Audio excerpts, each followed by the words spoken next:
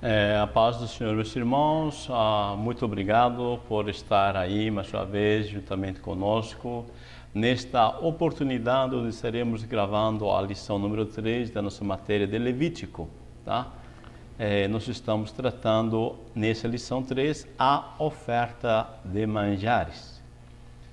E nosso textuário é: nenhuma oferta de manjares que oferecerdes ao Senhor se fará com fermento, porque de nenhum fermento nem de mel algum oferecereis oferta queimada ao Senhor. Levíticos 2, versículo 1. A nossa verdade aplicada diz: Cristo é o perfeito alimento que Deus enviou a este mundo. E só Ele pode satisfazer todas as necessidades do homem, tá? Cristo. Temos 3 objetivos aqui dentro da nossa lição de hoje, que é identificar os ingredientes da oferta de manjares, depois mostrar o valor de ofertar para Deus e depois ensinar que o sofrimento nos edifica. Textos tem Levíticos 2, versículo 1 ao 3, você lê aí com calma, tá? Eu já vou direto para a nossa introdução. A introdução diz que a oferta de manjares era voluntária e fazia parte do ritual de adoração da nação israelita. Essa oferta tinha o propósito de conduzir o povo até a presença do Senhor e de abençoar o sacerdote. Tá? Essa aqui é a questão dentro do nosso objetivo geral. Tá? O propósito da oferta é aproximar da presença de Deus e abençoar o sacerdote. Nesse aqui, oferta de manjares. Nós vamos ver que é diferente da lição anterior, onde nós vimos, na lição número 2, você deve lembrar, oferta ou sacrifício de expiação, onde todo o sacrifício era queimado. Agora, nesta oferta de manjares, não. Só uma parte queimado, a outra parte fica para o sacerdote. Vamos ver aqui já, mas só diferenciando da oferta anterior. Os ingredientes da oferta. Dentro desse tópico, nós vamos ver os 3 ingredientes, que são a flor de farinha, o azeite e o incenso. O ingrediente das ofertas. Na oferta de manjares não havia derramamento de sangue. Tá? Aí então no hebraico se usa para a palavra oferta, especificamente aqui, usa a palavra minchar. Normalmente tal oferta era o resultado do trabalho humano e da fecundidade da terra. Representava a consagração a Deus do fruto do trabalho realizado pela pessoa. Tá? Então, uma coisa importante que você tem que aprender aqui, nos ingredientes da oferta, é que como essa oferta é fruto do trabalho do homem, tá? Quando se leva essa oferta, tá? Está se fazendo o quê? Se representando a consagração a Deus do fruto do trabalho realizado por essa pessoa. Então, se plantou trigo, vai levar o trigo, tá? Esse trigo está representando o trabalho dele, tá? Hoje, eu não sei em que você trabalha, tá? Mas no final do mês você recebe um resultado desse trabalho, um salário, tá? Um resultado do teu trabalho. E desse resultado, se fosse hoje, você levaria parte como oferta a Deus para reconhecer, tá? Que é Deus quem te abençoou e você está consagrando a Deus todo esse fruto do teu trabalho. A palavra oferta, como já disse no hebraico minchar, significa um presente feito por um inferior a um superior. Olha só, um presente feito por um inferior a um superior. Assim, os sacrifícios de Caim e Abel são minchar. O presente enviado a Esaú por Jacó foi o seu minchar. E o presente a José era de seus irmãos, minchar. Em todos esses casos, você vai perceber que se reconhece a superioridade daquele a quem é oferecido. E cerimonialmente está se prometendo o quê? Obediência leal a Ele. Tá? Isso é importante nessa questão dentro do hebraico, do minchar, que essa oferta significa isto. Tá? Eu reconheço, por exemplo, o caso de Esaú e Jacó.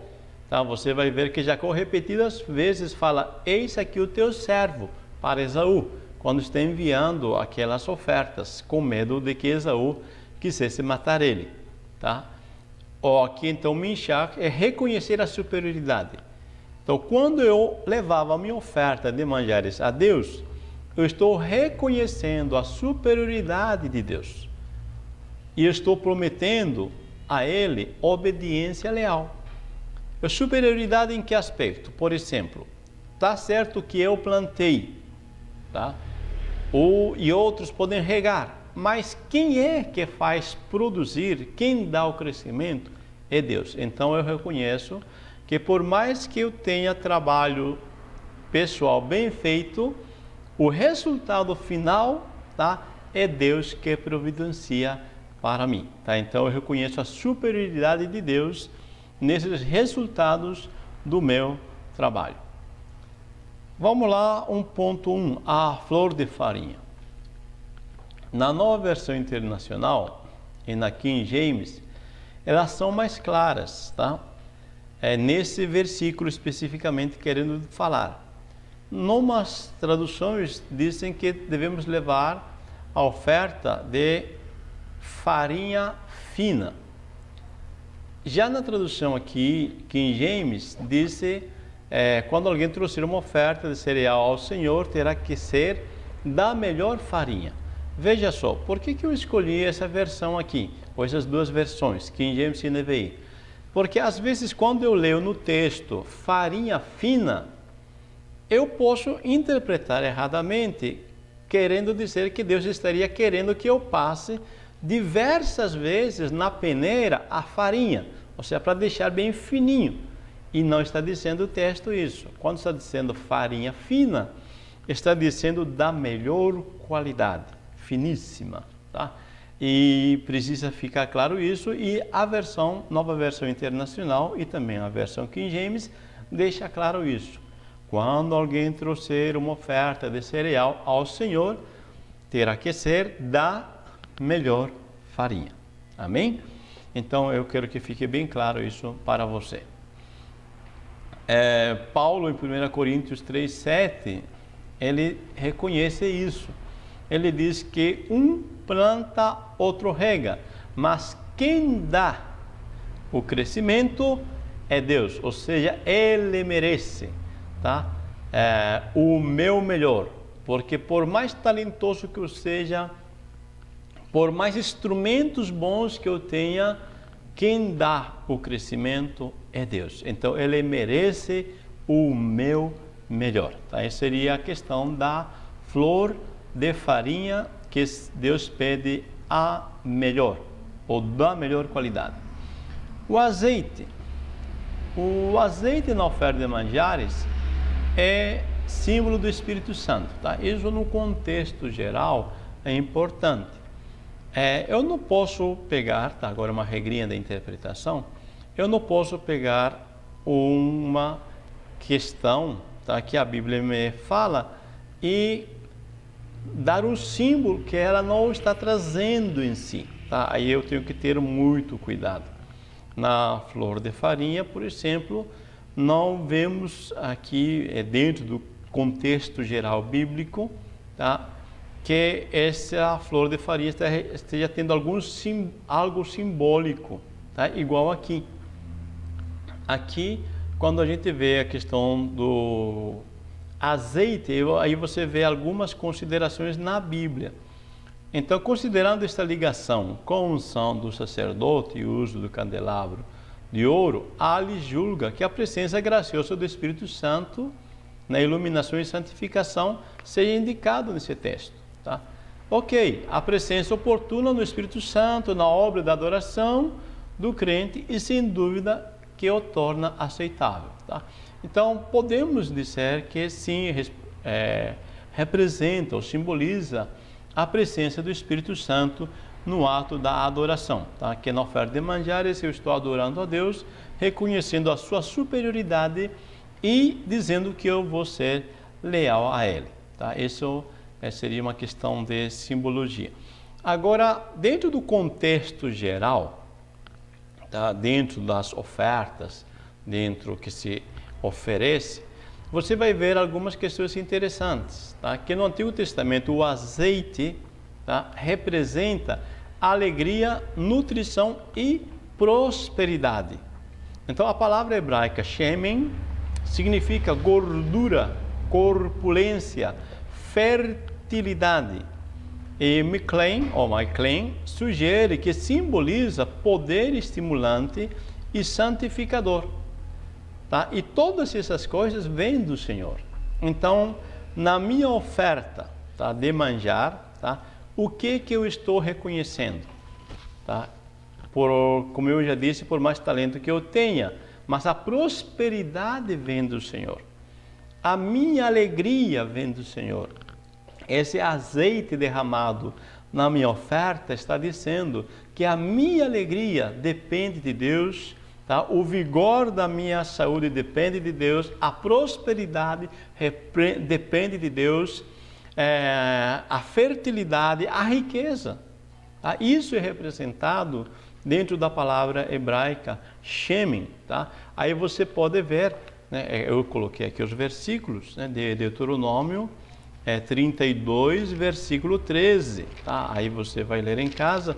Eu vou ler só um versículo, tá? E você lê os demais versículos. Tá? 32, 13, diz assim: Ele o fez cavalgar sobre os altos da terra, comer as mezes do campo, chupar mel da rocha e azeite da dura pederneira.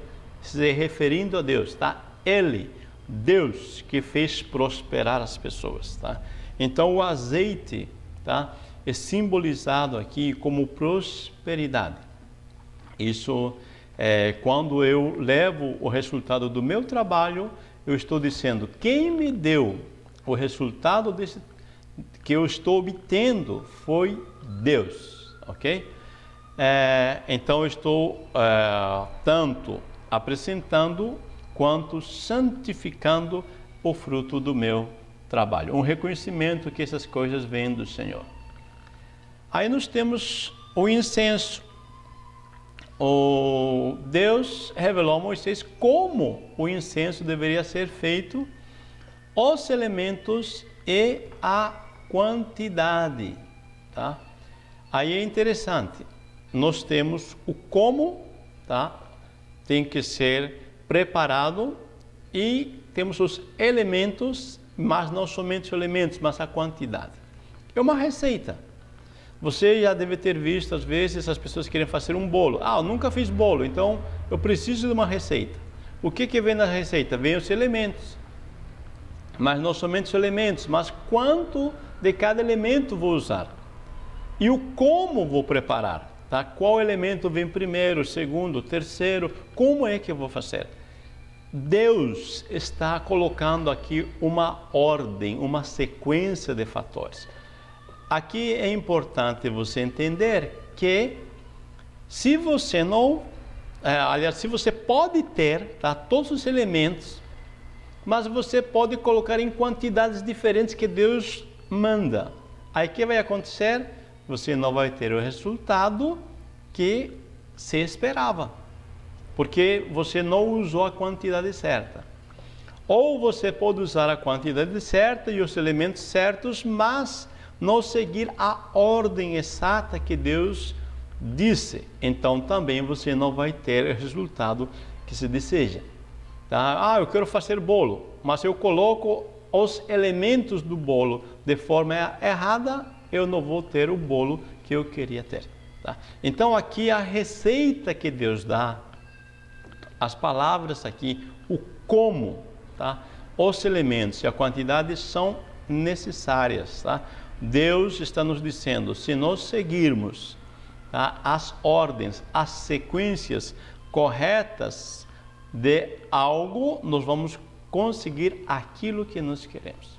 Então nada de fazer as coisas do meu jeito, né? As coisas da quanto eu quero, como eu quero. Não. Edman afirma que caracterizava essa questão do incenso também a oração e louvor. Como já vimos na lição anterior, Deus no seu culto exigia que tudo fosse feito conforme Ele determinara.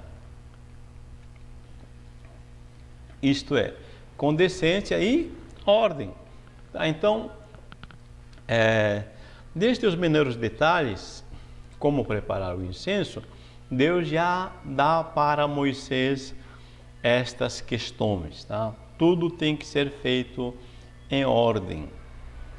O incenso era feito daquela receita, mas só pode ser usado para oferecer ao Senhor Deus. Veja, ninguém poderia fazê-lo para seu próprio uso, mas somente para oferecer ao Senhor. Tá? Essa questão aqui é interessante, porque é uma receita exclusiva, tá? É uma forma exclusiva. Não é só uma questão ritual, tá? É uma questão exclusiva de Deus. Agora, o símbolo do ritual não deveria substituir o estado do ofertante. Veja, em Jeremias 6:20 e Apocalipse 5:8 temos 2 versículos que nos mostram que a questão da adoração, né, ou as orações, né, às vezes eu posso seguir um ritual de oração, mas Deus não me responder. Por quê? Porque é o estado do ofertante, é o meu estado. Lembra de Caim e Abel? Deus disse para Caim que ele não recebeu a oferta, não pelo tipo de oferta que ele ofereceu, mas sim pelo estado que ele estava. Então Jeremias 6:20 diz: para que, pois, me vem o incenso de Sabá? Vossos holocaustos não me agradam, nem me são suaves os vossos sacrifícios. Olha só, eu estou oferecendo um sacrifício tudo conforme a receita que Deus disse. Mas Deus disse assim: não me agradam esses holocaustos, nem são suaves os vossos sacrifícios. Pode ter incenso de qualidade, mas se não está o estado do ofertante de bem com Deus, tá? Deus disse isso para Caim: Caim, eu não recebi tua oferta porque você está em pecado. É o estado. Em Apocalipse 5:8 nos faz referência à oração do povo de Deus. Diz que cada um tinha taças de ouro cheias de incenso, que são as orações do povo de Deus, tá? Os anciãos lá na revelação de João no Apocalipse, certo? Então, as orações são representadas pelo incenso, tá? Agora, a minha oração só terá resultados quando eu estiver de acordo com a vontade de Deus. Essas ofertas eram trazidas aos sacerdotes. Deus nos ensina na sua palavra que devemos ofertar ao Senhor em gratidão pelas bênçãos que Ele nos concede por sua infinita bondade para a sua casa. Pela palavra de Deus vemos que sempre que o povo assim procedia, a bênção do Senhor era abundante sobre eles. Então, Deus me abençoou, tá? Agora eu vou ser grato a Deus, tá? Então eu vou levar essa oferta à casa de Deus como sinal da minha gratidão, tá? Eu tenho que seguir essa orientação que Deus me dá. Não estamos entregando, tá? Quando nós entregamos as nossas ofertas, tá, na casa do Senhor, aqui, tanto no Antigo Testamento, né, quando se fala dessas ofertas em Levíticos, tá? Mas também assim no Novo Testamento, tá? Nós oferecemos a Deus, nós estamos sendo gratos a Deus, estamos seguindo orientação. Em Hebreus 7, só para dar uma esclarecida melhor, Hebreus 7, né, versículos 7, 8 e 9, diz assim: evidentemente é fora de qualquer dúvida que o inferior é abençoado pelo superior. Aliás, aqui, veja só o versículo 8, Hebreus 7, aqui são os homens mortais os que recebem, né? Aqui fala do dízimos. Porém, tá, ali aquele de quem se testifica que vive. Veja o que o autor dos Hebreus diz: quando eu levo o meu dízimo, tá? Eu sei que não está falando aqui dízimo, tá? Está falando de ofertas, mas eu quero que você perceba isso, que quando eu, diz aqui, levo, aqui são os homens mortais que recebem, tá? Eu levo ao sacerdote. Agora, quem recebe de fato, diz, porém ali, quem recebe, aquele de quem se testifica que vive, ou seja, está falando de Jesus, tá? Então, quando eu levo minha oferta, eu tenho que ter consciência que estou seguindo a orientação de Deus para que Deus receba essa oferta. Trazendo a oferta aos sacerdotes, então, nós vamos ver isso, tá? Era entregue aos filhos de Arão, parte da oferta era queimada e parte da oferta era dos sacerdotes. Quando fala de entregar aos filhos de Arão, vamos ver que o que era trazido como oferta de manjares ao Senhor era entregue nas mãos dos filhos de Arão. Tá? Alguém tinha que administrar isso e Deus separa essa tribo.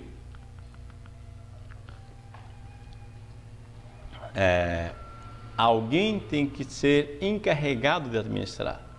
Tá? A pessoa não pode simplesmente pegar a sua oferta e dizer, não, eu faço o que eu quero com ela. Não. Aqui exige-se uma administração séria. Tá? Deus é muito sério com isso.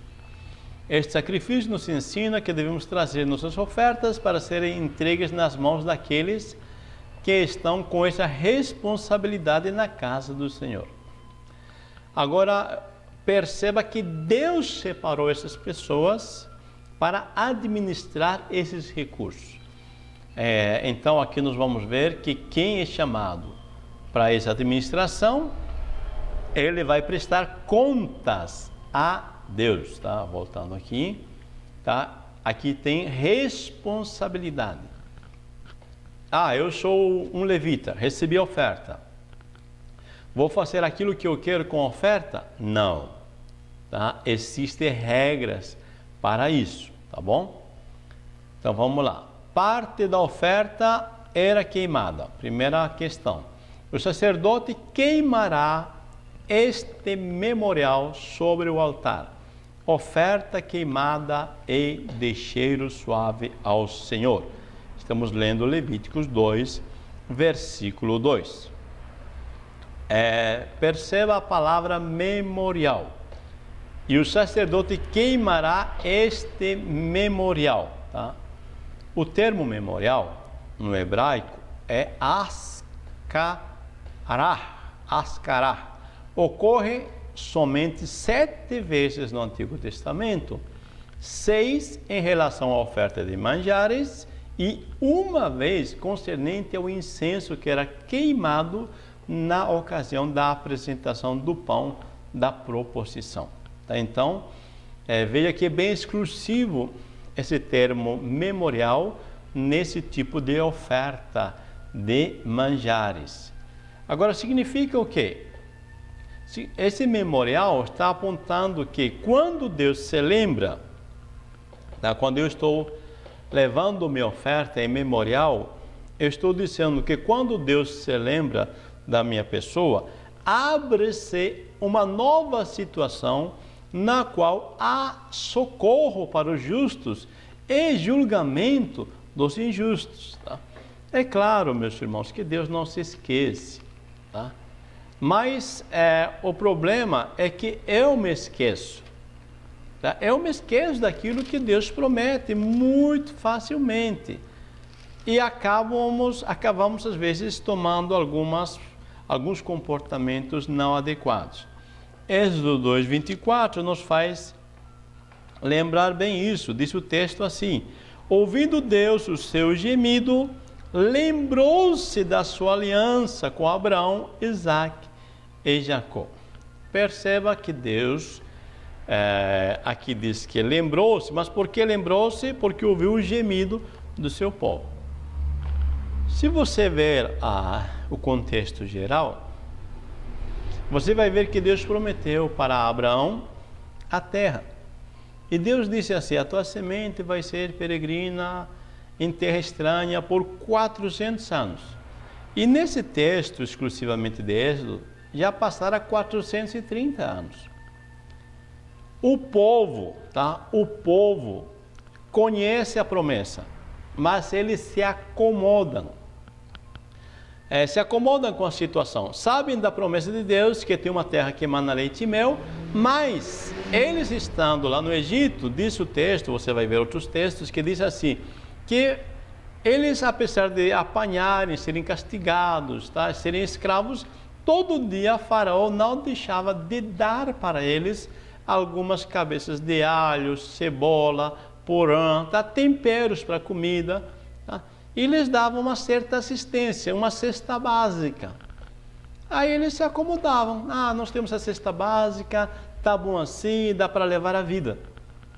E havia uma promessa de ter uma terra que emana leite e mel. Então, como o povo não reivindica, não quer melhorar, Deus não tira eles. Eles não querem sair da escravidão, se acomodaram. Agora, em Êxodo 2:24, o povo quer sair, manifesta o seu desejo. Agora eles apanharam, estão sofrendo muito. Veja que esse sofrimento que Deus permite, tá, faz que eles acordem para a realidade da promessa. Então clamam pelo cumprimento da promessa. É aí que Deus, disse o texto, lembrou-se do povo. Não que Deus tenha esquecido, mas que o povo estava acomodado. Quando o povo clama, aí Deus age. Então, esta oferta, quando se diz assim, memorial, se fala que Deus lembra, tá? Quando Deus lembra, ou seja, que eu, na verdade, que me lembrei de invocá-lo, nova situação de socorro vem para o justo e julgamento para o injusto. Salmo 115:12 vai falar isso também, tá? Aí você lê aí. Ou seja, a inversão desta condição indica que quando o homem se lembra da fidelidade de Deus, o resultado é fé e obediência renovada. Tá? Primeiro eu penso que Deus esqueceu, depois eu lembro que Deus é fiel. Quando eu lembro que Deus é fiel, aí eu creio que Deus há de fazer aquilo que Ele disse que há de fazer. Ou seja, para isso eu vou obedecer aquilo que Deus mandou, tá? Do jeitinho que acontece em Êxodo. Aí Deus vem por Moisés, você conhece a história, diz assim, Moisés, na última praga, né? Mata um cordeiro, passa o sangue nos umbrais, que hoje à meia-noite eu vou tirar vocês dessa escravidão. E eles fazem isso, obedecem aquilo que Deus manda e eles são tirados da escravidão, tá? Então, memorial, se fala muito a esse respeito. Puxando para o Novo Testamento, fica óbvio isso quando recordamos o papel da memória na instituição da celebração da ceia do Senhor. No cerne da adoração está a lembrança pelo homem e por Deus do compromisso do concerto, tá? E da promessa do concerto. Então, quando diz em memória de mim, Jesus está lembrando, tá? Deus tem compromisso com você e você tem compromisso com Ele. Deus prometeu, tá? Então Ele há de cumprir. 1 Coríntios 11:24 disse, tomai e comei, isto é meu corpo que é partido por vós, façai isto em memória de mim. Tá? Então, voltando aqui ao texto de Levítico, quando se oferta a oferta de manjares, eu estou dizendo, Senhor, eu me lembro das tuas promessas. Tá? Eu lembro que o Senhor é fiel e eu estou renovando o meu compromisso com o Senhor de ser fiel. Amém? Vamos lá, uma parte da oferta era dos sacerdotes.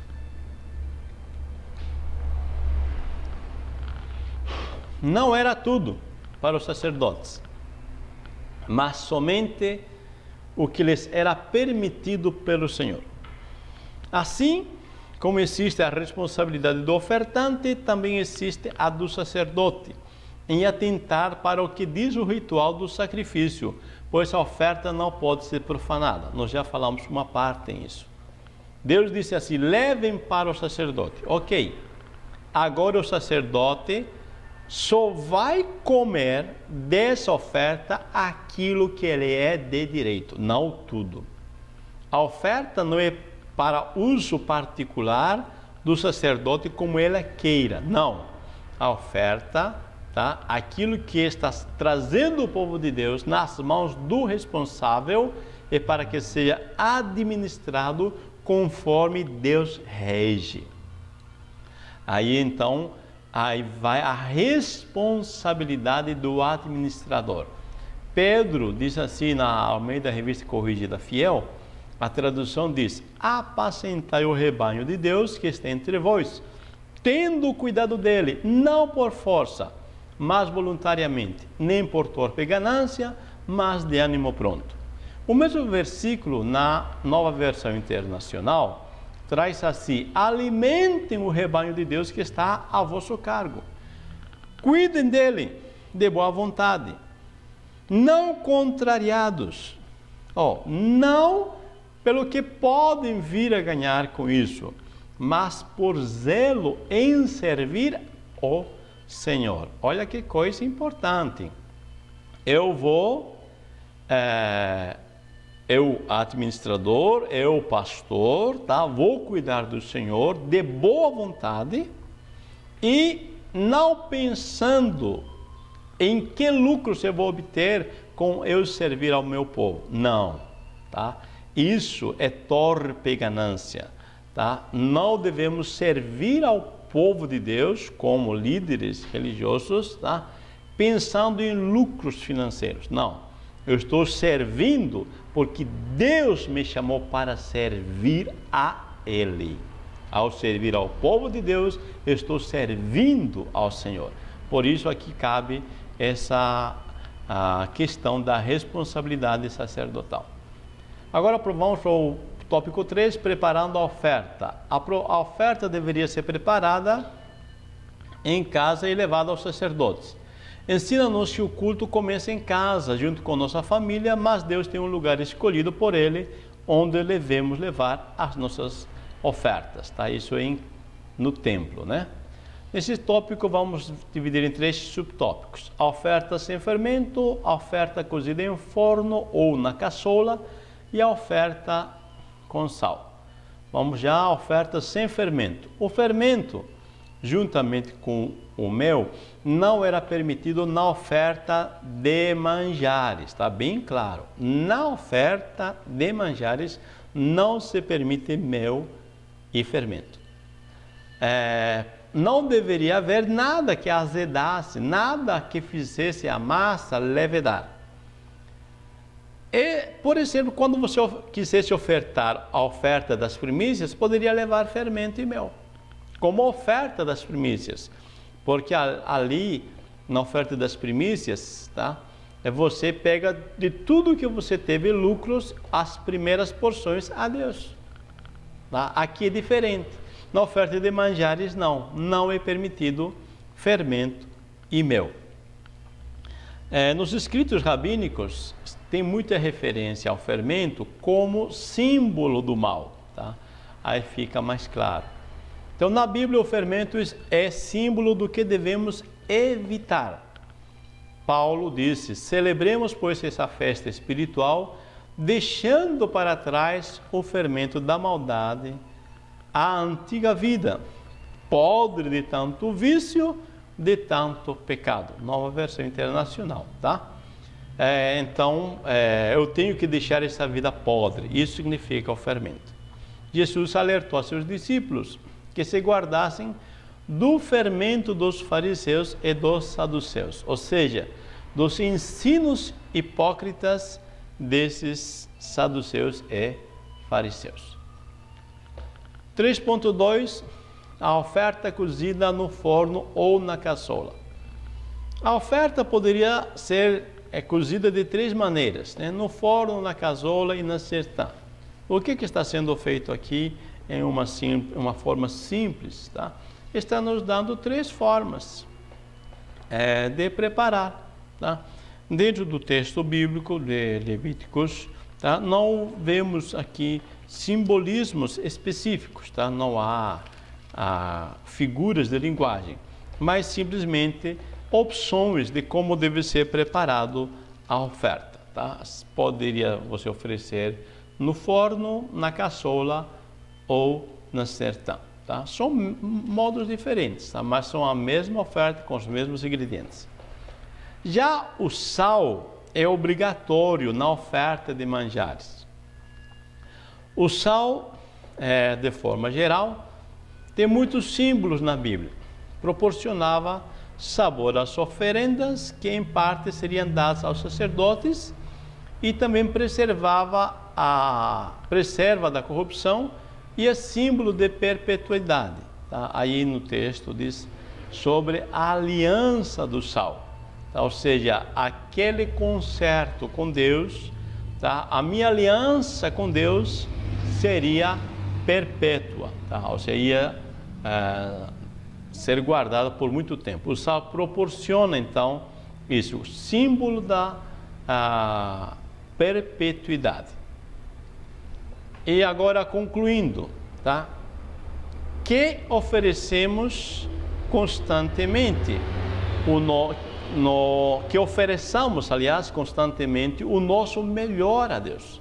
Tá? Lembra a oferta de manjares, tá? A oferta é o melhor, farinha finíssima, de qualidade. Que a minha oração, a minha adoração seja de qualidade. Sempre com um coração grato e acompanhado de louvor e oração. Como resultado de uma vida purificada pelo sangue de Jesus Cristo, pela palavra de Deus e a ação do Espírito Santo. Lembramos que não basta seguir as regras de como preparar o incenso ou em si o sacrifício, mas sim o estado do coração do ofertante contava muito. Amém? Que Deus abençoe, meu irmão, a você. Eu espero que você aproveite bem esta lição. Não esqueça de deixar seu like, tá? Estamos contando com você. Likes é aquela curtida, tá? Dá a curtida para nós em nosso canal. Você ouviu? Gostou? Curte. E se porventura não gostou, deixa seu comentário para o que você acha que deve melhorar, tá bom? Eu estou aberto para teu comentário. Tá? Deus te abençoe, uma boa escola bíblica e até a próxima semana. Muito obrigado pela tua atenção. Paz do Senhor.